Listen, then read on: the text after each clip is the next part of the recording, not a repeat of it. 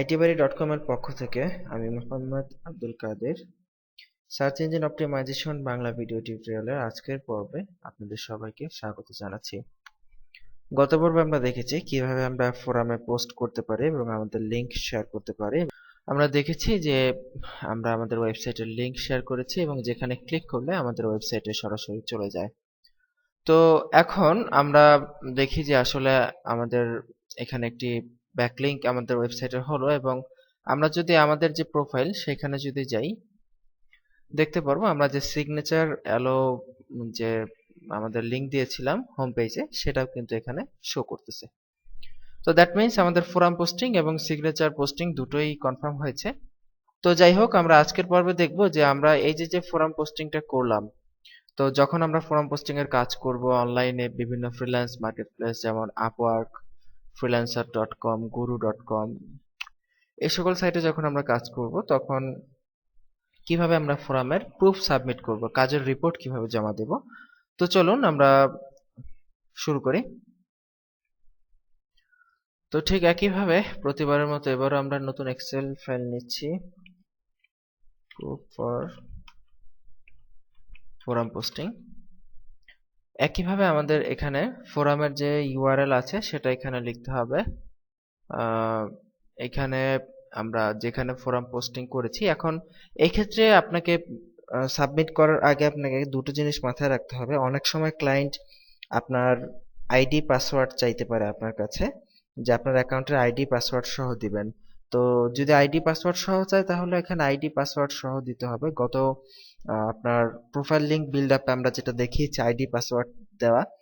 তো তবে ম্যাক্সিমাম টাইমে ক্লায়েন্ট আইডি পাসওয়ার্ড চায় না, ক্লায়েন্ট শুধু চায় আপনি কোথায় ফোরাম পোস্টিংটা করেছেন সেইটা। ঠিক আছে, তো এখানে সেটার ইউআরএলটা দিবেন এবং সেখানে আপনি কোন কিওয়ার্ড ইউজ করেছেন বা কোন অ্যাঙ্কর এখানে ইউজ করেছেন সেই অ্যাঙ্করের নাম এখানে দিতে হবে এবং আপনার ফোরামের পেজ র্যাঙ্ক কত অথবা আপনার ইউজার নেম কত, আপনি কোন ইউজার নেম থেকে ফোরামটা পোস্ট করেছেন সেটা দিতে হবে। এবং এখানে চাইলে আপনি পেজ র্যাঙ্ক উল্লেখ করতে পারেন, এখানে অ্যালেক্সা র্যাঙ্ক উল্লেখ করতে পারেন এবং এরপরে দেখা গেছে যে আপনার যদি কোনো রিমার্কস থাকে চাইলে রিমার্কসটাও এখানে আপনি দিয়ে দিতে পারেন।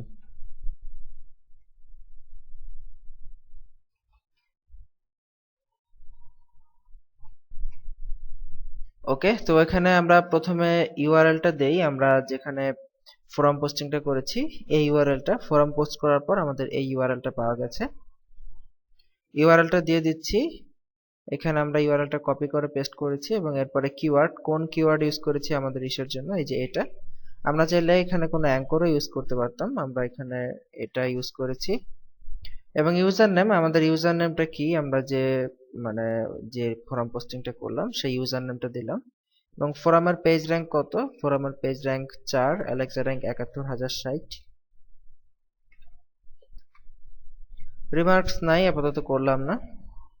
এইভাবে আপনি যতগুলো ফোরাম পোস্টিং করবেন ততগুলো ফোরাম পোস্টের আপনার লিংক সহ আপনার অথর কিওয়ার্ড, যেটা আপনি অ্যাঙ্কর কিওয়ার্ড ইউজ করছেন সেটা, ইউজার নেম, পেজ র্যাঙ্ক এবং ক্লায়েন্ট যদি পাসওয়ার্ড সহ চায় আপনাকে পাসওয়ার্ড সহ এখানে দিয়ে আপনি ক্লায়েন্টের কাছে এই লিস্টটা সাবমিট করতে পারেন। এইভাবে আপনি যতগুলা ফোরাম করবেন সবগুলা এইভাবে আপনি আপনার লিস্টটা আপনি ক্লায়েন্টের কাছে সাবমিট করবেন। খুবই ইজি ওয়ার্ক, মোটেও কঠিন কিছু না, আশা করি বুঝতে পেরেছেন। তো আগামী পর্বে আমন্ত্রণ রইল, আজকের মতো এখানেই শেষ করে বিদায় নিচ্ছি। ভালো থাকবেন সবাই, আল্লাহ হাফিজ।